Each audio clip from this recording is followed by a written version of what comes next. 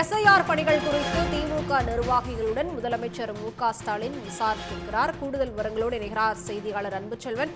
அன்புச்செல்வன், வணக்கம். விவரங்கள்.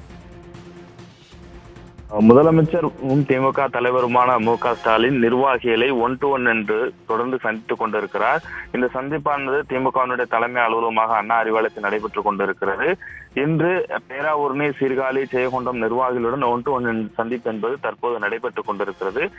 சந்திப்பின் போது தொடர்ச்சியாக கட்சி சார்ந்த விஷயங்களை கேட்டறிந்து கொண்டிருந்தாலும் பொதுவான பல்வேறு விதமான பணிகளையும் முதலமைச்சர் மு.க.ஸ்டாலின் கேட்டறிகிறார். அதோடு பல்வேறு அறிவுறுத்தல்களையும் அவர் வழங்கக்கூடியதை நாம் பார்க்க முடியும். அந்த அடிப்படையில் பார்க்கும்போது ஒன்றிய அரசுக்கு எதிராக தொடர்ந்து பல்வேறு விதமான கோரிக்கைகள், போராட்டங்களை முன்னெடுத்துக் கொண்டிருக்கக்கூடிய சூழ்நிலையில் தற்போது எஸ்ஐஆர் பணிகள் என்பது நடைபெற்றுக் கொண்டிருக்கிறது. இந்த பணிகளில் கட்சியினுடைய நிர்வாகிகள் பங்காற்றி செயல்பட வேண்டும், யாருடைய வாக்குகளும் நீக்கப்பட்டுவிடக் கூடாது என்பதற்கான கவனமாக செயல்பட வேண்டும் என்ற அறிவுறுத்தலையும் வழங்கி கொண்டிருக்கிறார். அந்த அடிப்படையில் தான் தற்போது பல இடங்களில் கணக்கிடக்கூடிய அந்த படிவங்களை பதிவேற்றும் போது பல்வேறு இடங்களில் சர்வர் மெதுவாக இருப்பதாக நிர்வாகிகள் தகவல் தெரிவித்திருக்கிறார்கள். அந்த அடிப்படையில் அதில் கூடுதல் கவனம் செலுத்தி எஸ்ஐஆர் பணிகளை மேற்கொள்ள வேண்டும் என்ற அறிவுறுத்தலையும் முதலமைச்சர் மு.க.ஸ்டாலின் நிர்வாகிகளுக்கு வழங்கியிருக்கிறார். அதோடு மட்டுமல்லாமல் நெல் ஈரப்பத அளவில் ஒன்றிய அரசு தளர்வு கோரி முதலமைச்சருக்கு டெல்டா மாவட்டம் சார்பில் கடிதம் என்பதை முதலமைச்சர் மு.க.ஸ்டாலின் எழுதியிருக்கிறார். அந்த அடிப்படையில் பார்க்கும் பொழுது அதற்கு டெல்டா மாவட்ட விவசாயிகள் நன்றிகள் தெரிவித்திருக்கின்றனர். அதே போல ஈரப்பத அளவில் தளர்வு தராத ஒன்றிய அரசை கண்டித்து போராட்டம் நடத்தப்பட வேண்டும் என்ற கோரிக்கையும் கூட முன்வைக்கப்பட்டிருக்கிறது. அந்த அடிப்படையில் பார்க்கும்போது தஞ்சாவூர், திருவாரூரில் விரைவில் அதற்கான போராட்டம் நடைபெற வாய்ப்பு இருக்கிறது. அதற்கான அறிவிப்பும் கூட வெளியிட வாய்ப்பு இருக்கின்ற சூழ்நிலை தற்போது அதற்கான அறிவிப்பும் வெளியிடப்பட்டிருக்கின்றது.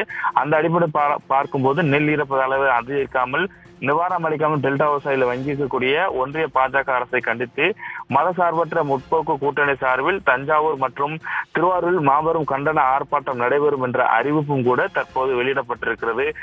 அதிலும் குறிப்பாக கனமழையால் பாதிக்கப்பட்ட பகுதிகளை கோரப்பட்ட நிவாரணம் கூட அளிக்கப்படாமல் இருந்து கொண்டிருக்கிறது.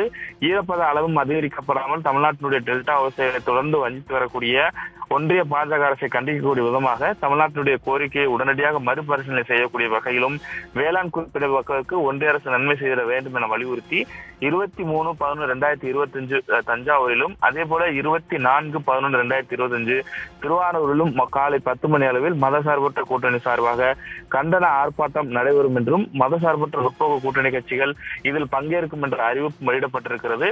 சற்று நேரத்திற்கு முன்பாகத்தான் இது குறித்தெல்லாம் கேட்டறிந்து 1-to-1 சந்திப்பின் போது நிர்வாகிகளிடம் கேட்டறிந்ததோடு நிர்வாகிகளும் கோரிக்கை வைக்கப்பட்டிருந்த நிலையில் தற்போது இதற்கான அறிவிப்பும் கூட அதிகாரப்பூர்வமாக வெளியிடப்பட்டிருப்பதும் குறிப்பிடத்தக்கது.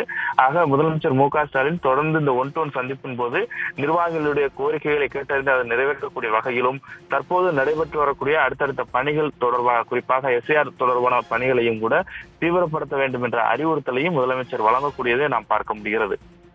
உடனுக்குடன் செய்திகளை தெரிந்து கொள்ள சன் நியூஸ் பெல் ஐகானை கிளிக் பண்ணுங்க.